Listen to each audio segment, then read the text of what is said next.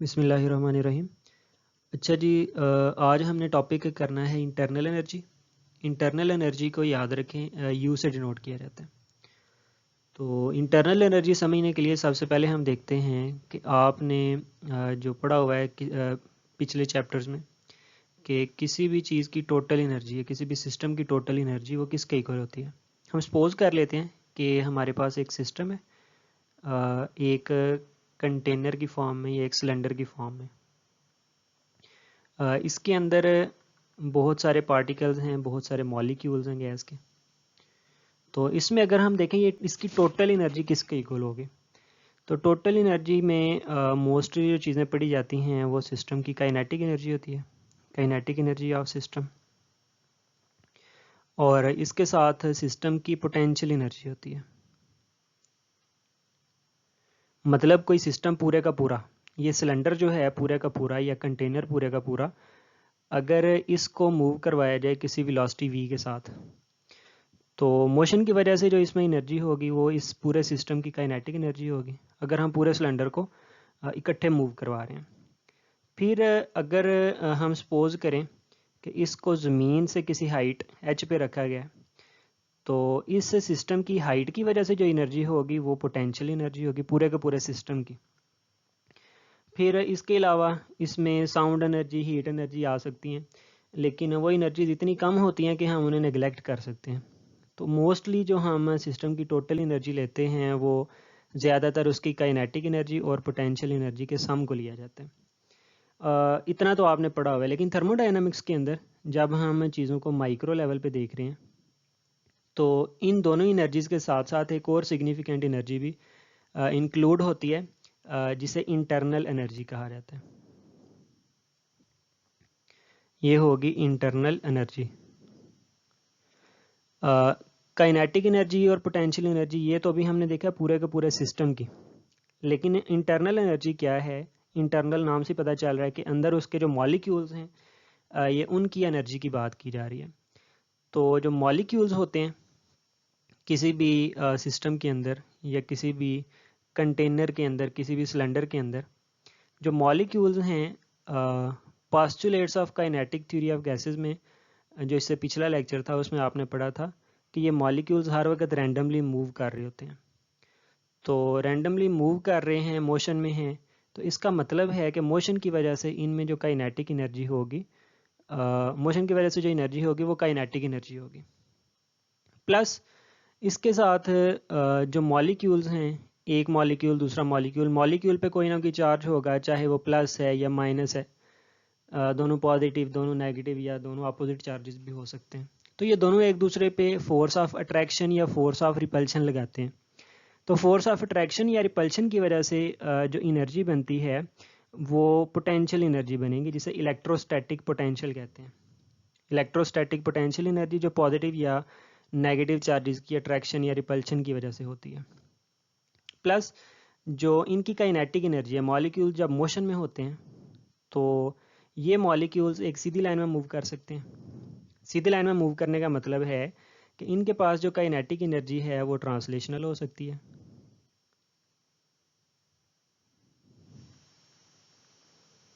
इसके साथ साथ जो मॉलिक्यूल्स हैं वो रोटेट भी कर सकते हैं, इनकी स्पिन मोशन भी हो सकती है।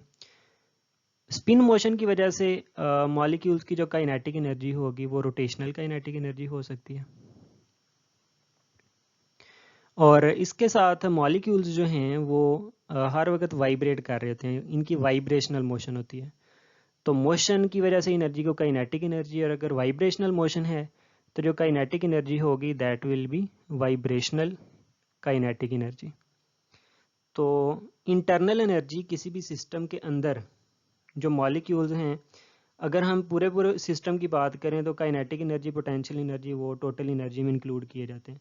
लेकिन अगर हम सिस्टम के अंदर की बात करें तो जो एनर्जी होती है वो ज़्यादातर काइनेटिक और पोटेंशियल की फॉर्म में होगी। पोटेंशियल एनर्जी या तो इलेक्ट्रोस्टैटिक फोर्स ऑफ अट्रैक्शन या रिपल्शन की फॉर्म में हो सकती है, जबकि काइनेटिक एनर्जी जो है वो ट्रांसलेशनल भी हो सकती है। अगर वो मॉलिक्यूल सीधा मूव कर रहे हैं, अगर वो स्पिन मोशन हो रही है, रोटेट कर रहे हैं, तो उनकी kinetic energy rotational kinetic energy होगी। और अगर वो वाइब्रेट कर रहे हैं तो उनकी kinetic energy vibrational kinetic energy होगी। आपने याद रखना है कि इस फिज़िक्स के अंदर, थर्मोडाइनामिक्स के अंदर, हम डील कर रहे हैं आइडियल गैस को, और आइडियल गैस के अंदर जो पास्चुलेट्स आपने पढ़े हुए हैं, पास्चुलेट्स में एक पास्चुलेट ये भी था कि मॉलिक्यूल्स जो हैं वो एक दूसरे पे कोई भी फोर्स नहीं लगाते, वो फोर्स ऑफ अट्रैक्शन या रिपल्शन नहीं लगा सकते। इसका मतलब है कि अगर उन पे फोर्स ऑफ अट्रैक्शन या रिपल्शन नहीं लग रही तो इंटरनल एनर्जी में ये जो पोटेंशियल एनर्जी वाला पोर्शन आ रहा है इसे हम नेग्लेक्ट कर सकते हैं। अच्छा, उससे पहले जो बुक पे डेफिनेशन लिखी हुई है हम उसको थोड़ा सा डिस्कस कर लेते हैं कि इंटरनल एनर्जी जो है इसकी डेफिनेशन क्या बन सकती है। इंटरनल एनर्जी में हमने ये चीज़ें देखी हैं। इंटरनल एनर्जी बेसिकली होती है सम है काइनेटिक और पोटेंशियल का। इसमें काइनेटिक एनर्जी की तीनों फॉर्म्स आ जाती हैं, sum of all forms of kinetic energy, और इसके साथ साथ पोटेंशियल एनर्जी, इसकी भी सारी फॉर्म्स आ जाती हैं। Sum of all forms of kinetic energy and potential energy is called internal energy.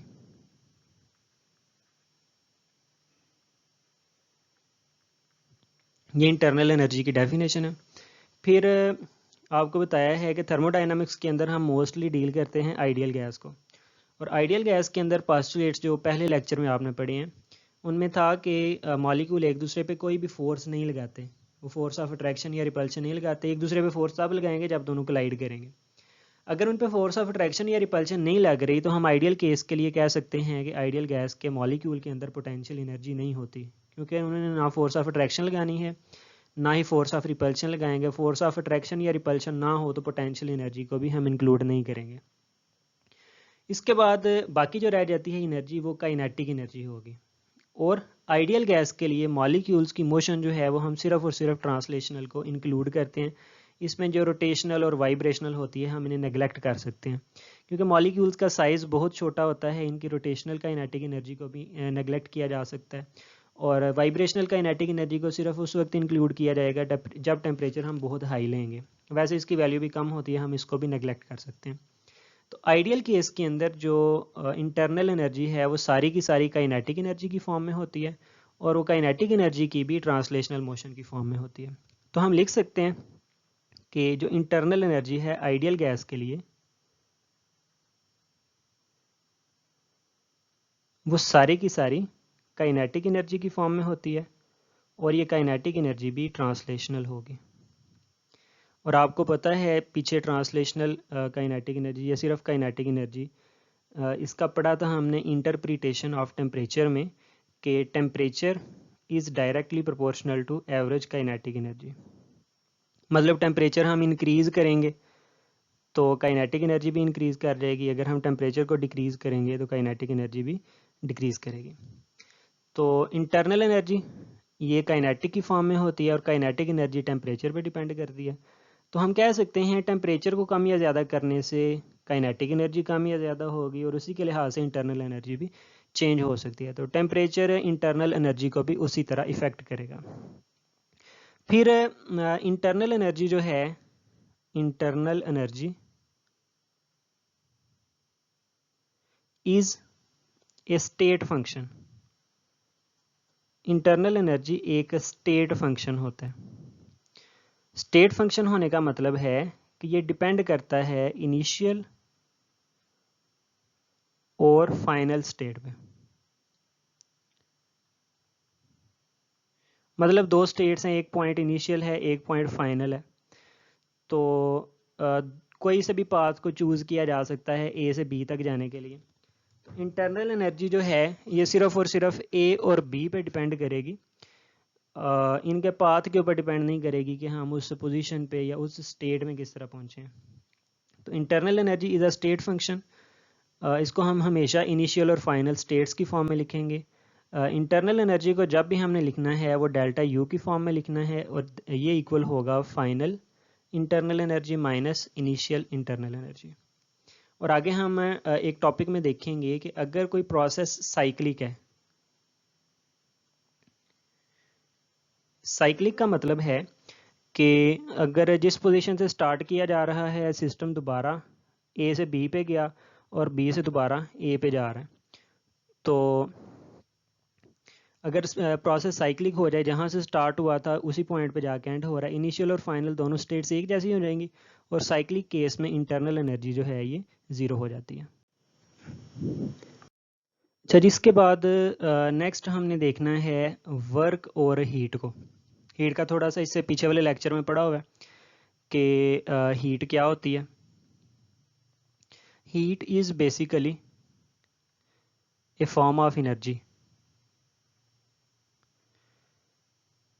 Heat energy की एक फॉर्म है जो कि फ्लो करती है, that flows from hot body to cold body, जो कि हॉट बॉडी से कोल्ड बॉडी की तरफ फ्लो करती है। हीट को डिनोट किया जाता है क्यू के साथ, और इसका जो यूनिट होता है वो जूल हो सकता है, या इसको समटाइम्स अर्ज की फॉर्म में किया जाता है, और भी इसके यूनिट्स हैं, मोस्ट कॉमनली यही यूज़ किए जाते हैं। तो हीट जो है ये एनर्जी की एक फॉर्म है जो कि हॉट बॉडी से कोल्ड बॉडी की तरफ फ्लो करती है, इसको क्यू से डिनोट किया जाता है, और इसका यूनिट जूल या अर्ज हो सकता है। जबकि वर्क के बारे में आपने पढ़ा हुआ है कि वर्क, अगर हम इसको मैकेनिक्स की फॉर्म में देखें तो work is basically product of force and displacement. अगर हम किसी बॉडी पे फोर्स लगाएं, वो बॉडी कुछ डिस्प्लेसमेंट कवर करे, तो हम इस चीज़ को मैकेनिक्स के अंदर वर्क कहते हैं। थर्मोडाइनमिक्स के अंदर वर्क क्या होगा वो हम प्रेशर और वॉल्यूम की फॉर्म में देखते हैं। तो हम सपोज कर लेते हैं एक कंटेनर जिसके अंदर गैस मॉलिक्यूल्स हैं, और इनको रखा गया है, इसके ऊपर एक लीड को, एक ढक्कन को रखा गया है, और कंटेनर को बंद किया गया, या पिस्टन को रखा गया। इस पिस्टन का एरिया अगर ए से रिप्रेजेंट किया जाए, और अगर हम इस पिस्टन पर वर्क करें, वर्क करने का मतलब है कि हम इस पर कोई फोर्स लगाएं और ये डिस्प्लेसमेंट कवर करें, पिस्टन यहाँ से मूव करके किसी और पोजीशन पे चला जाए। इसकी जो पोजीशन में चेंज आया है, अगर हम उसको डेल्टा वाई से रिप्रेजेंट करें, तो फिर इस सारी चीज़ को हम वर्क की फॉर्म में कैसे रिप्रेजेंट कर सकते हैं। थर्मोडाइनमिक्स के अंदर हम प्रेशर और वॉल्यूम की फॉर्म में डिस्कस कर रहे होते हैं। तो फोर्स को प्रेशर की फॉर्म में कैसे लिखा जा सकता है, pressure is equal to force per unit area. Force को लिखा जा सकता है प्रेशर इंटू एरिया। तो वर्क में F is equal to P into A. Displacement force लगाने से कितना कवर हुआ है वो है ये वाला डेल्टा वाई। यहाँ पे फोर्स लगाई और ये जो पिस्टन है डिस्प्लेस हुआ है नई पोजीशन पे, डिस्टेंस जो इसने ट्रेवल किया है वो डेल्टा वाई है, तो इसकी जगह पे लिखा जा सकता है डेल्टा वाई। अगर हम ए और डेल्टा वाई को कंबाइन कर दें, ए एरिया को शो करता है, डेल्टा वाई डिस्प्लेसमेंट है। एरिया और डिस्प्लेसमेंट दोनों जब मल्टीप्लाई होते हैं, मीटर स्क्वायर और metre, that will be metre cube, इसकी डायमेंशंस वॉल्यूम वाली बन जाती हैं। तो प्रेशर ए और डेल्टा वाई इनकी जगह पे आ जाएगा डेल्टा वी। तो थर्मोडाइनमिक्स के अंदर वर्क को हम लिखेंगे पी और डेल्टा वी की फॉर्म में। पी यहाँ पे प्रेशर को शो कर रहा है, और डेल्टा वी जो है ये चेंज इन वॉल्यूम को शो कर रहा है। अगर किसी भी बॉडी पे, किसी भी सिस्टम पे प्रेशर अप्लाई करने से उसका वॉल्यूम चेंज हो, तो हम थर्मोडाइनमिक्स में इस चीज़ को वर्क का नाम देते हैं। अब ये जो तीनों चीज़ें हमने की हैं, एक है हीट, फिर हमने देखा कि इंटरनल एनर्जी सबसे पहले देखिए, व्हाट इज़ इंटरनल एनर्जी। ये काइनेटिक और पोटेंशियल की तमाम फॉर्म जो हैं उनका सम होता है इंटरनल एनर्जी। इंटरनल एनर्जी को यू से लिखा जाता है। फिर हमने हीट का देखा है, हीट को क्यू से रिप्रेजेंट किया जाता है। और फिर हमने वर्क को डिस्कस किया है, वर्क को डब्ल्यू से रिप्रेजेंट किया जाता है। इन तीनों चीज़ों को यूज़ किया जाता है मोस्ट इम्पॉर्टेंटली।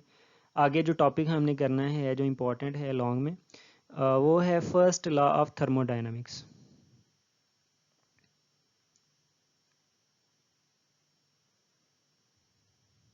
हम बेसिकली इन तीनों चीज़ों को यूज़ करेंगे फर्स्ट लॉ ऑफ थर्मोडाइनमिक्स बनाने के लिए। उसमें इंटरनल एनर्जी, हीट और वर्क को यूज़ किया जाता है, और मोस्ट इम्पॉर्टेंटली इनके साइंस यूज़ किए जाते हैं कि ये पॉजिटिव या नेगेटिव कैसे हो सकता है, और पॉजिटिव या नेगेटिव होने से हम फर्स्ट लॉ ऑफ थर्मोडाइनमिक्स को किस तरह डील करेंगे। तो अगर हम सपोज करें कि हमारे पास एक सिस्टम है, तीनों केसेस में इंटरनल एनर्जी कब पॉजिटिव या नेगेटिव हो सकती है, हीट कब पॉजिटिव या नेगेटिव हो सकती है, और वर्क कब पॉजिटिव या नेगेटिव हो सकता है, इनके साइंस ज़्यादा इंपॉर्टेंट है जो आगे हमने पूरे चैप्टर में यूज़ करने हैं। अगर तो किसी सिस्टम की इंटरनल एनर्जी इंक्रीज करे तो इंटरनल एनर्जी को हम प्लस से रिप्रेजेंट करेंगे, उसके लिए साइन जो है वो पॉजिटिव यूज़ करेंगे। अगर किसी भी सिस्टम की इंटरनल एनर्जी डिक्रीज हो रही है तो इसके लिए हम नेगेटिव का साइन यूज़ करेंगे। इसी तरह सिस्टम के अंदर हीट अगर एंटर हो रही है तो उसके लिए पॉजिटिव का साइन यूज़ किया जाता है।